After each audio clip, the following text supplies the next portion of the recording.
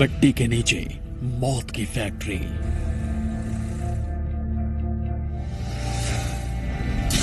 जितना बिहार पुलिस के पास एक केस 47 नहीं होगा, उतना जो है अपराधियों के हाथों में हो गया है, लहर रहा है। कुएं में दहशत का कारखाना।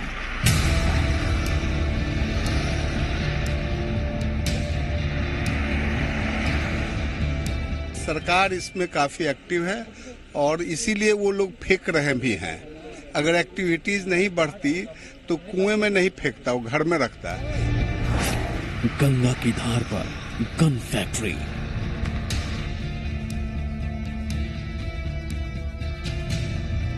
कुआं से एक दर्जन, भला बताइए कैसा बिहार है भाई। कुआं में 12 एक दर्जन जो है कि कितना AK-47 बिहार में पड़ा हुआ है, समझ में नहीं आ रहा है। मौत के औजार का बाजार।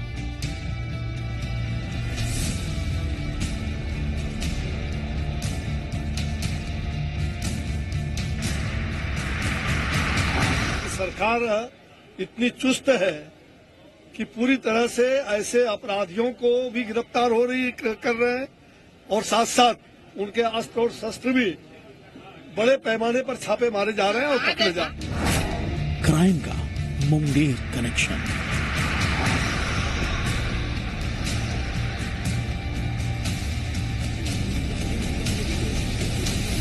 एक नंबनेस सी आ रही है अंदर। अब लग रहा है कि चुभने से भी नहीं चुभ रहा। ये क्यों होता है जब सरकार लचर और लाचार दिखती है? मुंगेर पर महाभारत।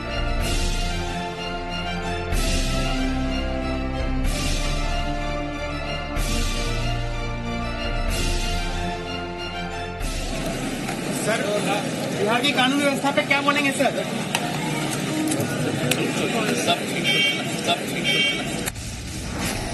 दहशत का पाताल लोक। नमस्कार, स्वागत है आपका खबर बिहार में। आपके साथ मैं हूं अभिषेक कात्यायन। मुंगेर का ऑपरेशन क्लीन।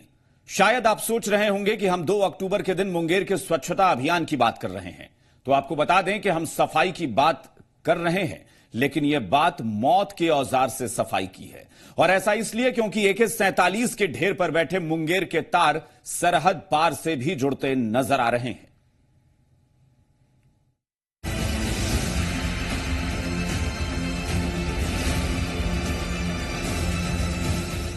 AK-47 की सर्विसिंग से लेकर सप्लाई तक में मुंगेर को महारत हासिल है, लेकिन पुलिस ने जो खुलासा किया है उसके बाद इसके आतंकी कनेक्शन को लेकर आशंका और बढ़ गई है।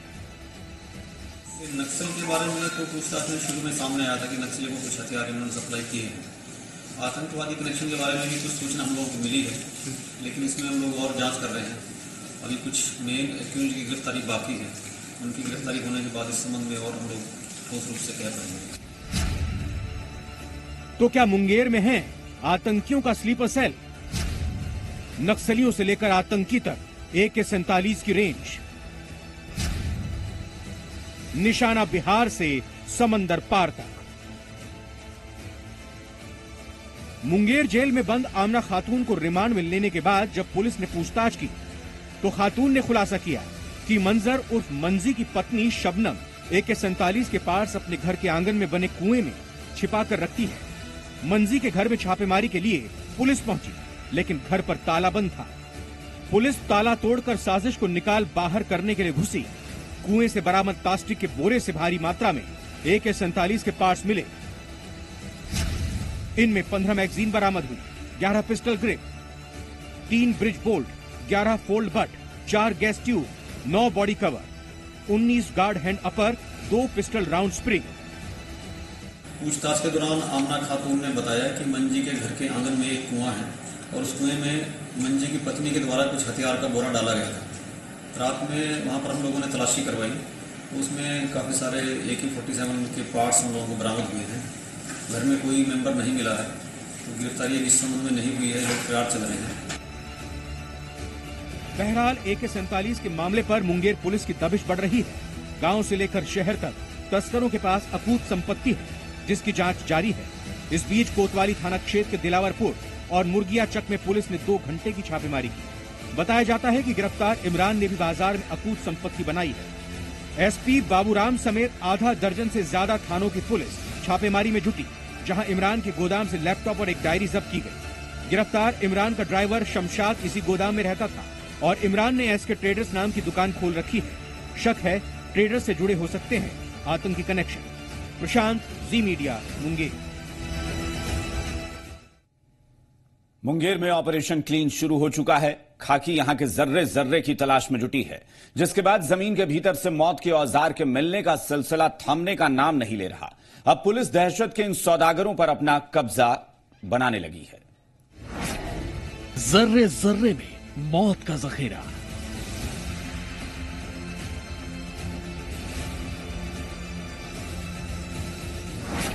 चप्पे चप्पे पर दहशत की फैक्ट्री।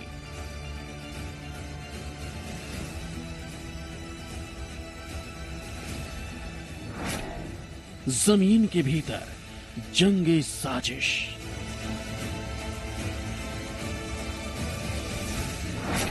दहशत मुक्त करो मुंगेर। मुंगेर में ऑपरेशन क्लीन।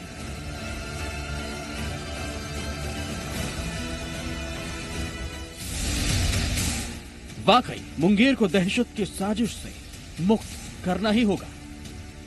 जब भी लगता है कि यहां की जमीन अब और मौत के औजार नहीं उगलेगी, ठीक तभी दहशत के औजार का एक और जखीरा जमीन फाड़कर निकल आता है।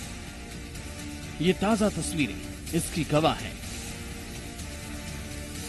इस सब चीजों से देखने से यही स्पष्ट हो रहा है कि भारी मात्रा में ये लोग हथियार यहाँ लाए गए हैं और इसमें जो लोग इन्वॉल्व हैं कुछ तो गिरफ्तार हुए हैं, बाकी गिरफ्तारी के लिए भी छापामारी लगातार जारी है। गिरफ्तार हथियार तस्करों की निशानदेही पर मुफस्सिल थाने में एक बार और छापेमारी की गई। इस बार भी यहां के बरदा में AK-47 के कई पार्ट्स बरामद हुए हैं।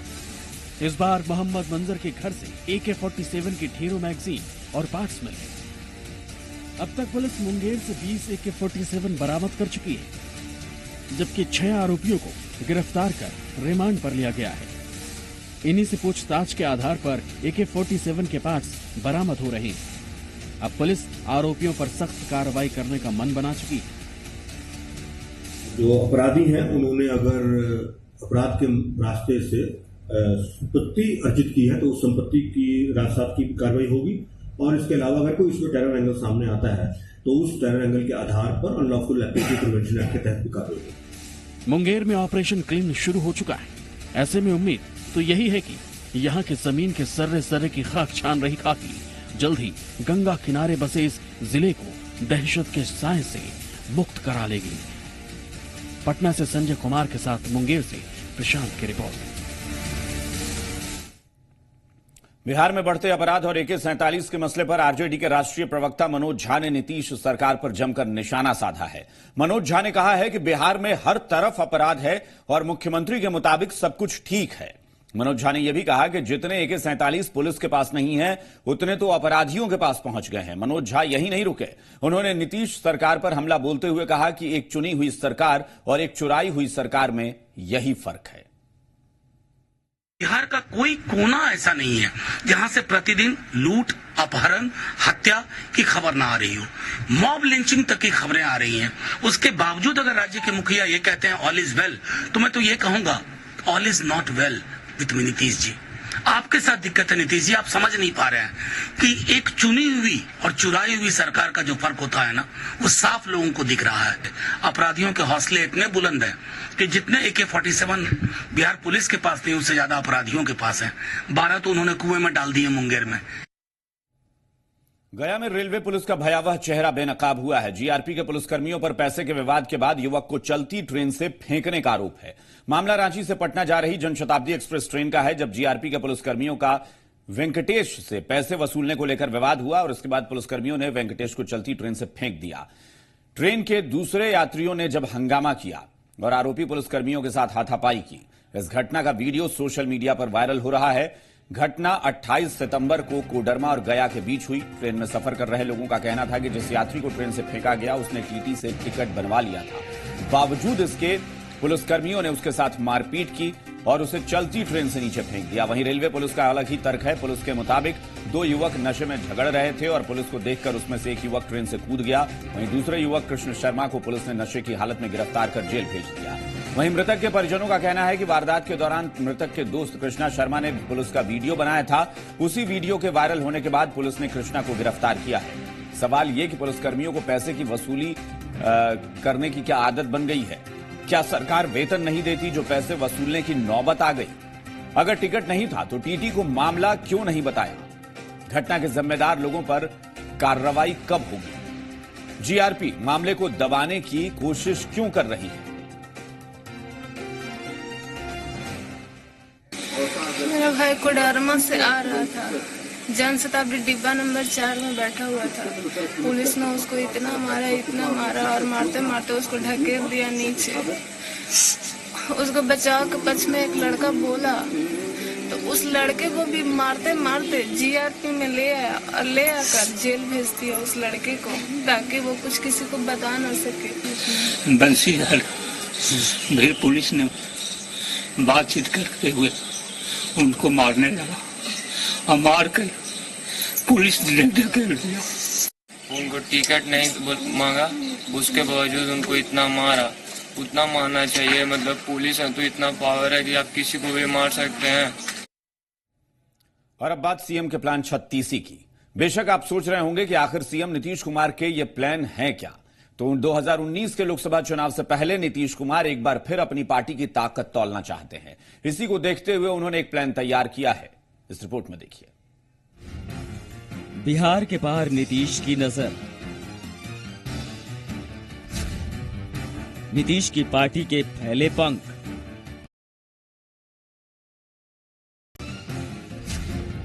सीएम का प्लान 36। राजस्थान, मध्य प्रदेश और छत्तीसगढ़ विधानसभा चुनावों की रणभेरी बज चुकी है।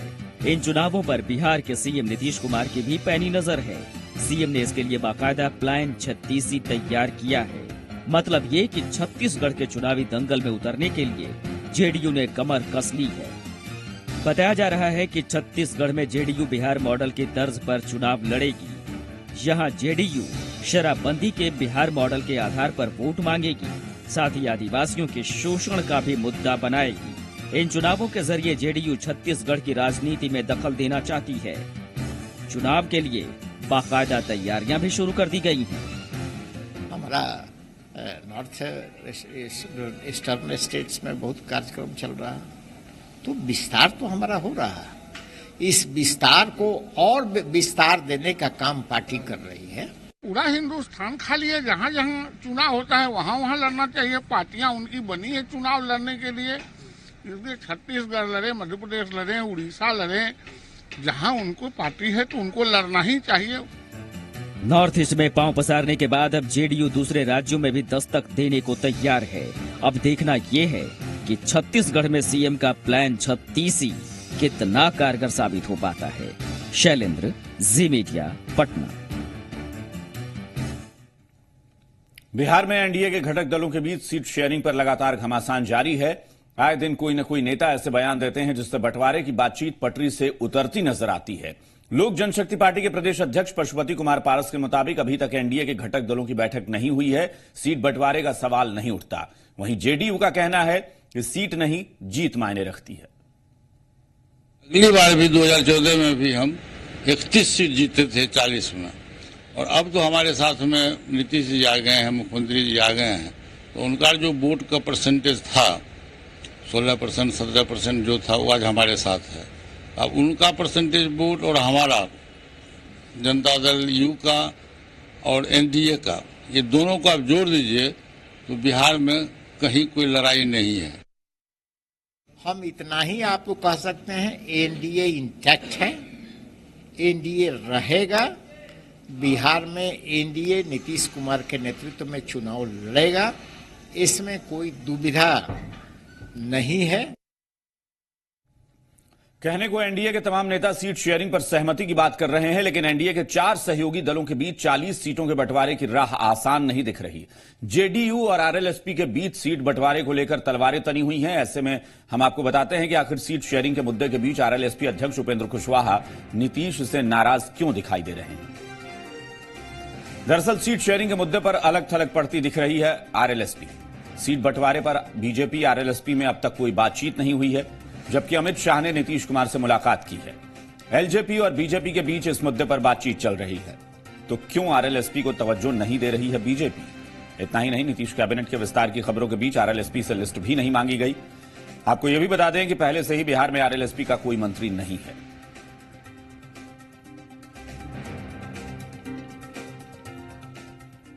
उप मुख्यमंत्री सुशील कुमार मोदी के एक ट्वीट पर सियासत गर्मा गई है। सुशील मोदी ने अपने ट्विटर अकाउंट के जरिए आरजेडी पर निशाना साधा, जिन्हें गरीबी दूर करने से कोई वास्ता नहीं था, बल्कि गरीबों को जात पात में उलझाए रखकर केवल पारिवारिक संपत्ति बनानी थी। उनके 15 साल के राज में बिहार अंधेरे में डूबा रहा।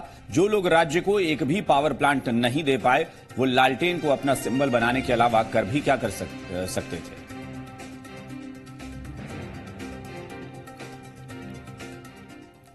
वहीं सुशील मोदी के ट्वीट के बाद इस पर सियासत गर्मा गई है। आइए आपको सुनाते हैं कि इस पर तमाम दलों की क्या प्रतिक्रिया रही।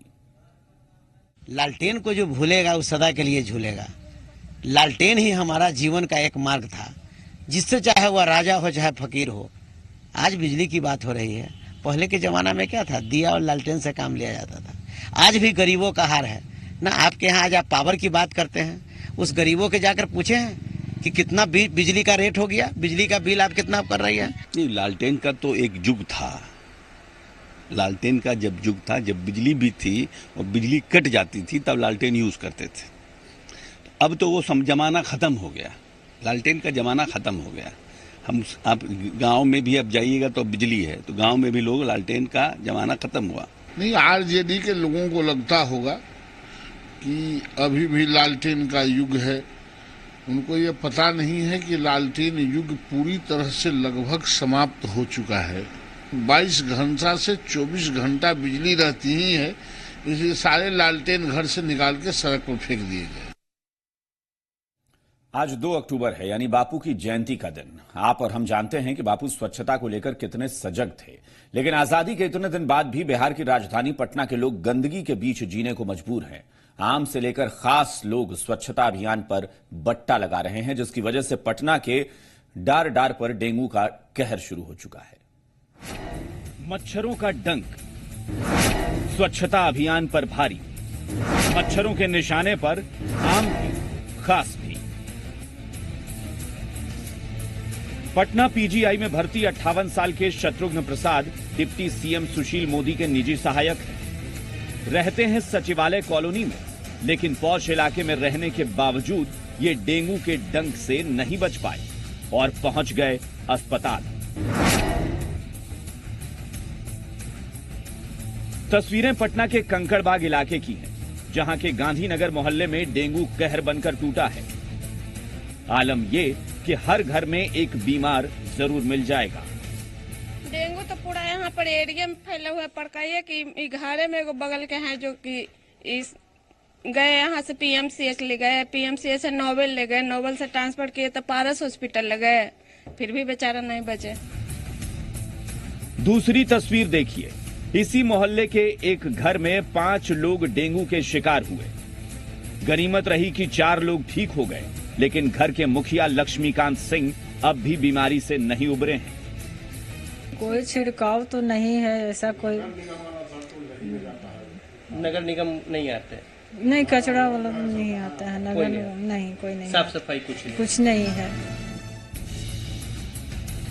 पटना के सचिवालय colony, Gandhinagar, Kanti factory road जैसे इलाकों में डेंगू की दहशत है, लेकिन अभी तक नगर निगम और स्वास्थ्य विभाग की ओर से साफ सफाई, दवा के छिड़काव जैसे एहतियाती कदम नहीं उठाए गए, जिसकी तस्दीक करती है ये तस्वीरें। अब सवाल ये कि क्या प्रशासन के लोग स्वच्छता अभियान को कामयाब बनाने के लिए सिर्फ कागजी कसरत ही कर रहे हैं? कम से कम राजधानी के पॉश इलाकों का ये हाल इस बात की ही तस्दीक कर रहा है। ऐसे में क्या इन तस्वीरों को देखने के बाद भी नगर निगम के अधिकारियों की नींद टूटेगी? ये भी बड़ा सवाल है।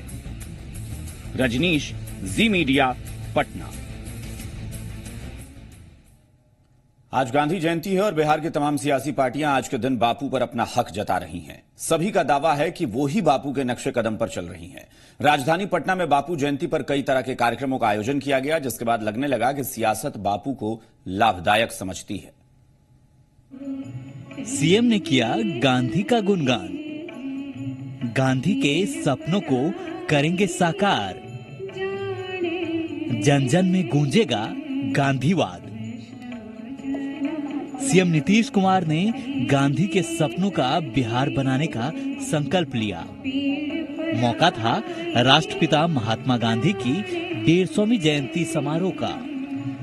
1.5 किलोमीटर की पदयात्रा के बाद बाबू सभागार में आयोजित कार्यक्रम में सीएम नीतीश कुमार और डिप्टी सीएम सुशील मोदी के अलावा गणमान्य नेताओं ने गांधी जी को श्रद्धांजलि दी और उनके विचारों को याद किया। इस मौके पर नीतीश कुमार ने गांधीवादी विचारों को अगले 2 साल में जन जन तक पहुंचाने का संकल्प लिया।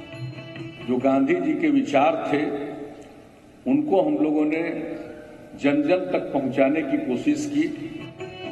पूर्ण शराबबंदी बिहार के लिए किसी बड़ी उपलब्धि से कम नहीं है और इस बात को भुनाने में सीएम कभी पीछे नहीं हटते हैं। गांधी को याद करने के दौरान भी सीएम ने शराबबंदी की प्रेरणा को भी गांधी के सपनों से जोड़ा। साथ ही इससे समाज में हुए बदलाव को भी साझा किया। लेकिन जो सबसे बड़ी बात है वह शराबबंदी का जो व्यापक सामाजिक प्रभाव पड़ा। लोगों ने जो शराब पीना छोड़ दिया उनके परिवार की हालत में कितना सुधार आया। हम संकल्प लेते हैं। देश की आजादी के लिए गांधी के चंपारण सत्याग्रह की शताब्दी को भी इस मौके पर याद किया गया। इसके अलावा गांधी के स्वच्छता, स्वास्थ्य और शिक्षा के लिए किए गए क्रांतिकारी सुधारों को भी अमल करने की बात कही गई। शैलेंद्र, जी मीडिया, पटना। ना हम गंदगी करेंगे और ना ही किसी को करने देंगे। गांधी जयंती के मौके पर अपने संबोधन में सीएम नीतीश कुमार ने महात्मा गांधी के बताए 7 पापों का जिक्र किया तो विपक्ष ने इसे लेकर भी हमला बोल दिया। आरजेडी नेता विजय प्रकाश के मुताबिक सीएम को 7 पापों की बात करने से पहले यह बताना चाहिए कि वो फिर पलटी न मारेंगे। नीतीश जी ने चुनाव किसी के साथ लड़ा, सरकार किसी और के साथ बना ली। जो 7 पापों की चर्चा की है कि उसको जो है दीवार में हम लिखाकर जो है सभी को दिखाने का, आईना देने का काम करेंगे, तो सबसे पहले ये कसम खाएं कि हम पलटी मारेंगे, कितने को धोखा नहीं देंगे कि हम क्या कौन कौन सा पाप कर रहे हैं और कितने बार जो है देश में और जनता को धोखा दे रहे हैं और 4 साल में 4 बार पलटी मारकर सरकार बनाकर अपने कुर्सी कुमार बने हुए हैं, नीतीश कुमार से कुर्सी कुमार बने हुए हैं। इस पर जो है अपना जरा सफाई दे दें। कैमूर में रोड शो करते हुए जनसभा को संबोधित करने पहुंचे निषाद समाज के अध्यक्ष मुकेश साहनी ने जमकर नियमों की धज्जियां उड़ाई। मोहनिया के टोल प्लाजा पर मुकेश साहनी के काफिले की करीब 40 गाड़ियां बिना टैक्स चुकाए पार हो गई, जबकि टोल प्लाजा पर सिर्फ वीआईपी लोगों को छूट हासिल है। उनके काफिले में शामिल गाड़ियों को नहीं। उसके अलावा काफिले में बिना मंजूरी के 2-2 डीजे वाली गाड़ी के साथ कई लड़के NH2 पर नाचते नाचते जा रहे थे। इससे हाईवे पर कोई भी हादसा हो सकता था। वहीं बाइक पर बैठे लोग बगैर हेलमेट के ट्रिपल लोडिंग कर रहे थे। मजे की बात यह कि काफिले के साथ चल रही पुलिस की पेट्रोलिंग गाड़ी भी इन चीजों को नजरअंदाज करती रही।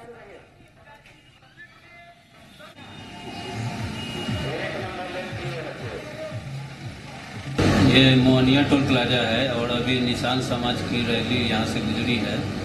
रैली के मेन कोई निषाद करके मुकेश सहनी थे और उनके साथ काफिला था। काफिले में करीब 40 छोटी गाड़ियाँ थी और बहुत सारी बाइक थी। और तो क्या टैक्स चुका है यहाँ पे टोल प्लाजा का? नहीं,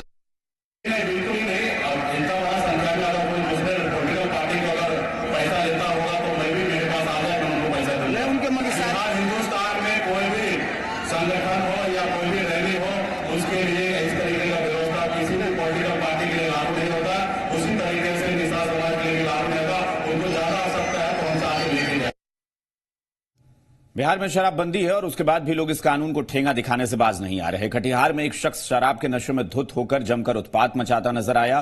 घटना कदवा थाना क्षेत्र के दुर्गागंज की है, जहां विलास भगत नाम का शराब के नशे में धुत एक शख्स 33,000 वोल्ट के बिजली के खंभे पर चढ़ गया और बिजली के तार से घंटों झूलता रहा। गनीमत रही कि उस वक्त उसे करंट नहीं लगा क्योंकि उसमें बिजली नहीं थी। जब मामले की सूचना पुलिस को लगी तो पुलिस ने बिजली विभाग को सूचना दी और बिजली बहाल न करने की गुजारिश की गई। बाद में कड़ी मशक्कत के बाद नशेड़ी शख्स को बिजली के खंभे से नीचे उतारा गया।